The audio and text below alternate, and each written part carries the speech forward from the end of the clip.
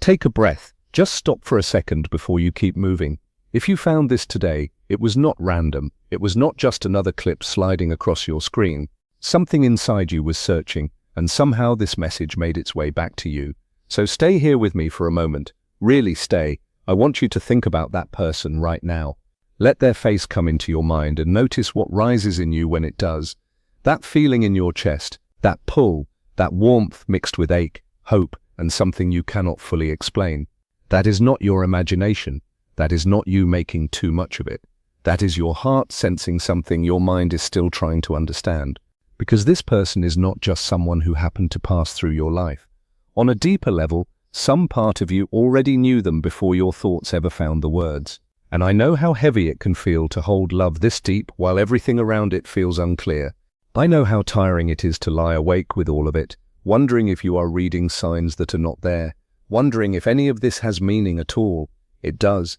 It matters more than you think. You are not foolish. You are not too intense. You are standing in the middle of something important, and that is exactly why it hurts this much. Stay with me, because this next part matters. The strongest connections do not just brush the surface. They reach down into the hidden parts of us, the guarded parts, the scared parts, the pieces we spent years trying to control, hide, or survive with. Many people think love should feel like rest from the first moment, like calm after a hard season, but the love that truly changes you often arrives like a storm before it ever becomes peace. It shakes loose the old defenses. It touches the places covered by pride, fear, old pain, and habits built just to get through the day. At first, that can feel less like healing and more like everything falling apart. But sometimes what looks like breaking is really the start of becoming, when someone reaches a place in you that nobody else could touch. The ways you used to protect yourself stop working the same. The person who always gives too much starts to see how tired they are from always proving they deserve love. They begin to notice how often they left themselves behind just to keep someone close. They start asking why they believed love had to be earned through patience, sacrifice, overthinking, emotional work, and endless understanding. And that realization cuts deep because it brings them face to face with a painful idea that somewhere along the way they learned being loved just for being who they are was not enough. At the same time, the other person may be dealing with a fear that is just as intense. They may have spent years surviving by staying guarded, distant, or hard to fully reach, not because they do not care and not because they are cold, but because closeness once got connected to hurt, betrayal, loss, rejection, or disappointment. So now, even when something real stands right in front of them, their nervous system reads intimacy as danger. They want it, and they fear it in the same breath. Every deep feeling wakes up panic. Every moment of honesty feels like standing too close to the edge. They pull back, not because the bond means nothing, but because it means too much. And for someone used to self-protection, that much meaning can feel unbearable. That is why this kind of connection becomes so painful and so confusing. On the outside, it looks like one person loves harder while the other steps away. One moves closer, the other creates space. One tries to hold everything together while the other seems unsure, silent, or overwhelmed. But underneath all of that, it is often not about lack of love or lack of compatibility. It is usually two wounded systems reacting to the same fear in different ways. Fear of being hurt, fear of being left, fear of being left, fear of not being enough, fear of being consumed, fear of losing control. If you have lived this, then you know how brutal that dance can feel. And if you are still in the middle of it, do not click away yet. This is where the truth starts getting clear. The one who moves toward love often believes connection will disappear unless they keep feeding it with effort. So silence feels dangerous to them. Distance feels like a threat. Uncertainty feels like emotional hunger. They try harder. They explain more. They give more. They wait longer. They keep hoping that if they are patient enough, kind enough, steady enough, the other person will finally feel safe enough to stay. But what they slowly have to learn is something difficult and freeing at the same time. Love cannot grow where self-abandonment becomes the cost of closeness. Their worth is not measured by how much pain they can survive for someone else, and the one who pulls back often carries the opposite wound. Somewhere inside them lives the fear that if someone gets too close, they will lose themselves, disappoint the other person, or become trapped inside feelings they cannot control. So the moment things get real, they create distance. Yet that distance does not usually bring peace. It brings guilt.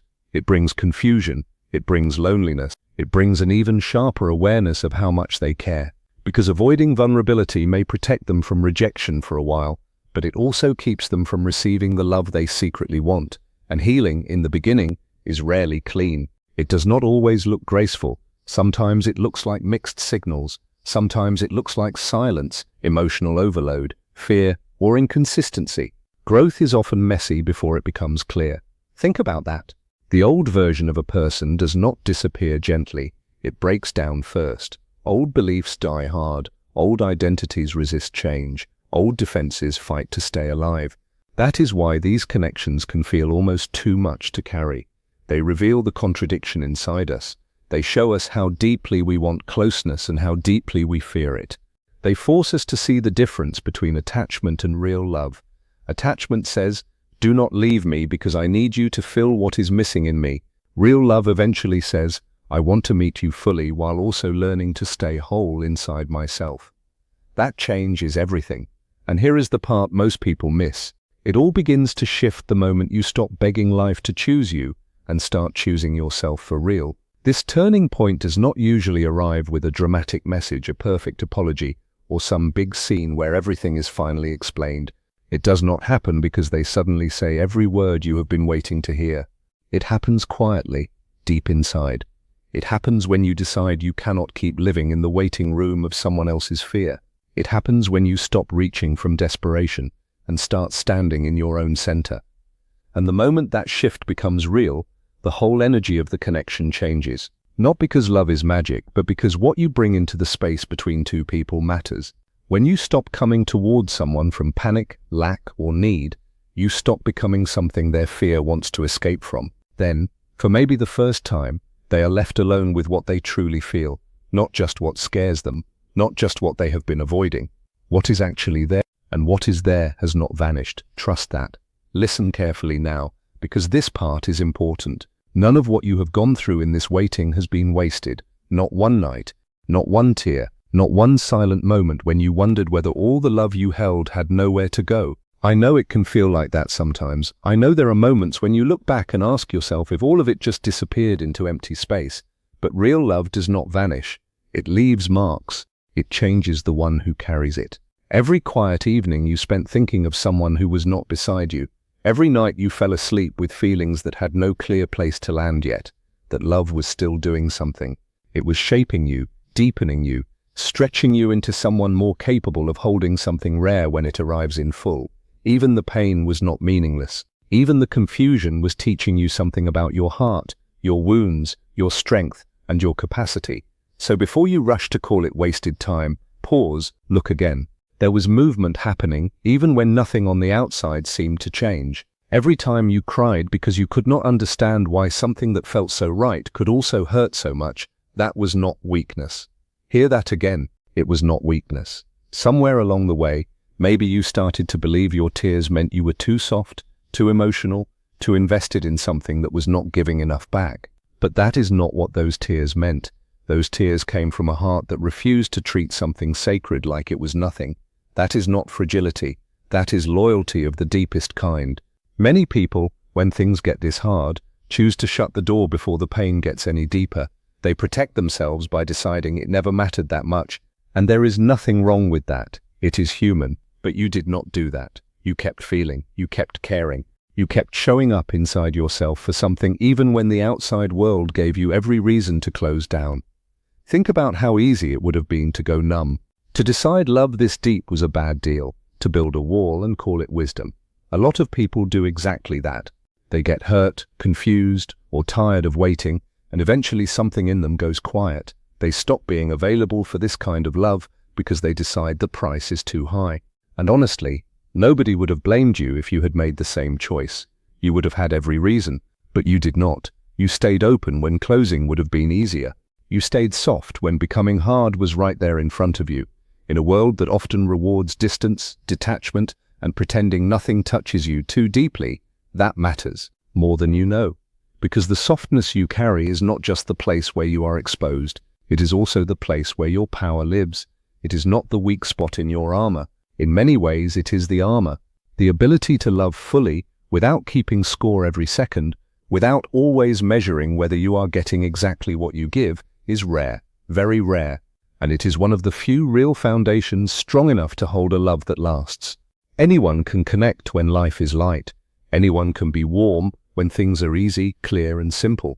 But to care for someone through confusion, through distance, through the long stretch where nothing is certain and silence seems louder than words, and to do it without turning bitter, that takes something deeper. That cannot be faked. It cannot be borrowed. It cannot be learned from performance. Either the capacity is there, or it is not, and in you, it is there. That may be one of the most important truths about who you are.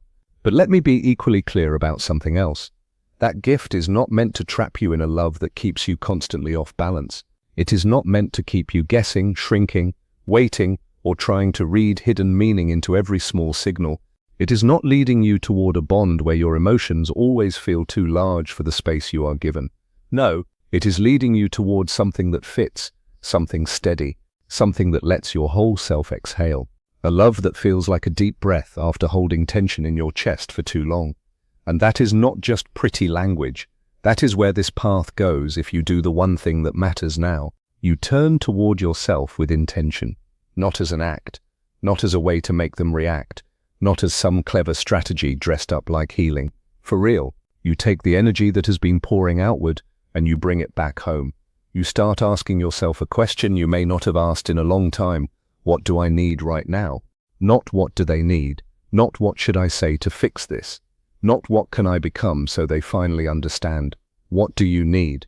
What would feel kind, grounding, alive and honest for you today? What part of your life have you left in the shadows while your focus stayed locked on one person and one uncertain outcome? Go there, fill those places again. This is the shift, this is the reset, and if you are still here, good. Because now we are getting to the part that actually changes lives. Start saying yes to yourself with even a small piece of the energy you have spent saying yes to everyone else. The things you delayed because you were waiting for life to settle down first, begin some of them now. The friendships that faded because your heart was tied up somewhere else, reach back toward a few of those people. The parts of yourself you placed on a shelf while you stayed absorbed in this connection, take them down, dust them off, bring them back into the room. None of this means pretending the love is gone. None of it means forcing yourself not to care. It simply means widening your life again so that it is no longer a tiny space built around one person and one possible ending. And when you start doing that sincerely, something changes in the way you carry yourself. It is not loud, it is not instant, but it is real. You stop feeling like an unfinished sentence waiting for somebody else to complete it. You stop feeling like your real life is paused until this one story finally resolves. You begin to feel like a full person again, a person whose days have color, movement, meaning, and weight, even while some questions remain unanswered.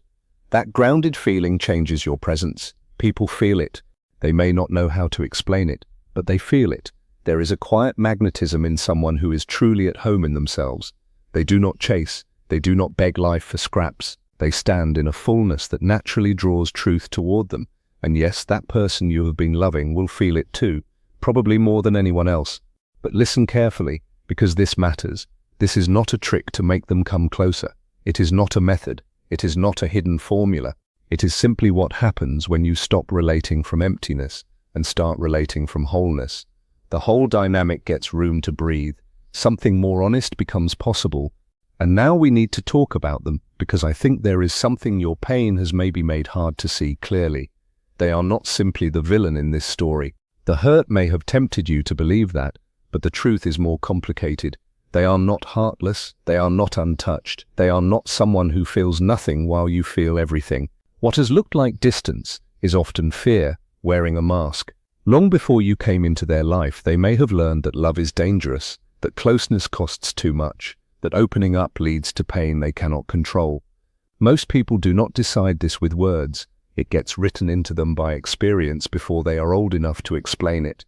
So what looks like them pulling away from you may actually be them trying to manage an old fear that has lived in them for years. When it gets quiet enough, when the noise drops and the distractions stop working, you are still there in them.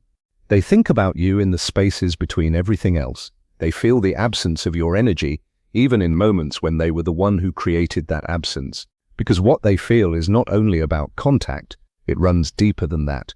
But their unfinished inner work is not yours to carry. You cannot heal it for them, no matter how much love you have, no matter how clearly you can see what they need. That road belongs to them. The powerful thing left for you to do is different. It is to refuse to let their fear become the mirror through which you judge your worth. It is to stop reading their delay, confusion, or distance as proof that something is wrong with you. It is to hold yourself with enough dignity, enough tenderness, and enough truth that if and when they finally move through what has been blocking them, what they find is not a version of you drained by waiting, not a version of you hollowed out by longing, not a version of you begging for the love you should have been giving yourself. They find you whole. They find you standing in your own light. They find someone ready, not desperate, strong, not hardened, open, but rooted, and that changes everything. Do not skip over this image. Let it sink in. Imagine a morning that may be closer than you think, a morning when the heavy weight in your chest is simply not there anymore. You wake up and the first thing you notice is not anxiety, not that old ache, not the tension you got so used to carrying that you almost forgot it was there. It is gone, not because you stopped caring, not because you forced yourself to become cold, not because your feelings disappeared. It is gone because the love finally has somewhere to live, because what was unresolved has become clear, because what was hanging in the distance is now real. Imagine turning toward this person and truly seeing them, really seeing their face.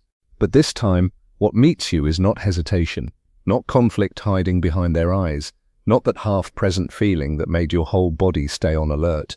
Instead, you see peace, a settled kind of peace. The peace of someone who has made a full choice, someone who is no longer managing their feelings from a distance, someone who is simply there with you, fully. Think about what it would feel like to be inside a love that does not wake you at 2 in the morning with questions. A love where you do not lie there replaying every conversation, looking for what you missed, wondering what comes next, bracing yourself for disappointment before it even arrives. A love where your nervous system can finally rest. A love where you are not scanning for signs, not trying to earn reassurance, not wondering if you are too much or not enough.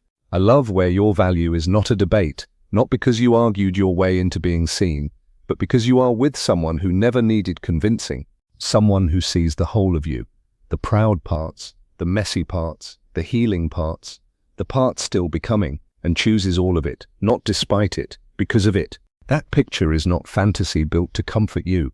It is what becomes possible when 2 people each do enough of their own work to show up honestly, when they stop asking the other person to fix every wound life gave them, when they come together not as saviors, but as people willing to love from truth. That is what is slowly being built in the middle of this hard season, even if the middle feels like chaos. Every day you choose to care for yourself, instead of disappearing into fear, you lay another piece of the foundation. Every day you trust what you cannot yet fully see, another piece. Every day you return to your own life, your own body, your own needs, your own healing, another piece. Do not let the difficulty of the middle trick you into believing the destination is false. The middle is almost always the hardest part. It is the place where nothing feels finished, where direction is blurry, where patience feels expensive, and where every emotion gets louder because there is no clear answer yet. But the middle is not forever. It moves, it changes, it ends. And when it ends, what remains is what was true enough to survive becoming real. So keep going, not in circles, not in panic, not in self-erasure. Keep going in the direction of your own wholeness. Keep choosing the life in front of you. Keep becoming someone whose peace does not depend on another person's timeline. There is deep strength in that, quiet strength. The kind that is not loud online, not dramatic in public, but life-changing in private. And if you are wondering whether this journey means you are behind, whether everyone else somehow learned how to love more easily than you did, let that thought go. You are not late. You are not broken. You are not the one person fate forgot. You are in the middle of a real transformation, and real transformation rarely feels graceful while it is happening. It feels slow. It feels uncertain. It feels like becoming without instructions. But it is still becoming. The story is not over. It has not even reached the most meaningful part yet. Those pages are being written now, in the small choices no one sees. In the moments you choose healing over fear, in the moments you give yourself the compassion you so easily give others, in the moments you decide, maybe quietly, maybe shakily, but honestly that you deserve the same love you have been so ready to offer. So keep moving, not because it has been easy. It has not. Not because everything makes sense yet. It probably does not. Keep moving because what is truly yours does not need panic to reach you. It does not need you to shrink, chase, or bleed for it. What is truly yours asks for your honesty, your growth, your openness, and your courage to stay with yourself while life finishes unfolding. And yes, timing can look cruel in the middle. Distance can look final. Silence can feel like the end. But fear, timing, and confusion do not always get the last word. Sometimes they are just the rough road two people walk before they are finally able to meet each other in a way that can actually last. So if this spoke to something in you, hold on a little longer, but hold on differently now. Hold on without losing yourself. Hold on without abandoning your own life. Hold on without turning your worth into a question. Let your love mature. Let your heart grow wiser, not harder. Let this season build you, not erase you. And if you needed a sign to stop circling the same pain and start returning to yourself, let this be it. Right here, right now, come back to your own center, come back to your own breath, come back to your own life, because the more fully you become yourself, the more clearly everything else reveals what it really is. What is meant for you will not be scared off by your wholeness. It will meet you there, and when it does, you will understand why the waiting asked so much of you. You will understand why the breaking had to happen before the peace. You will understand that none of the love was wasted, none of the tears were empty, and none of the road was meaningless. Until then, keep choosing yourself with courage. Keep trusting the deeper work. Keep going. What belongs with you is not lost. It is finding its way through every lesson, every delay, every healing, and every hard middle toward the moment it can finally stay.